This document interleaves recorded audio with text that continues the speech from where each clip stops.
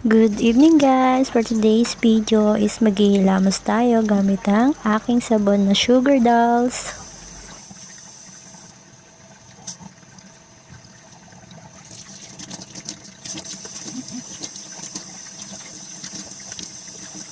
Pagkatapos natin maghilamos, syempre, pupunasan naman natin ang ating face and then maglalagay na tayo ng toner sa ating face.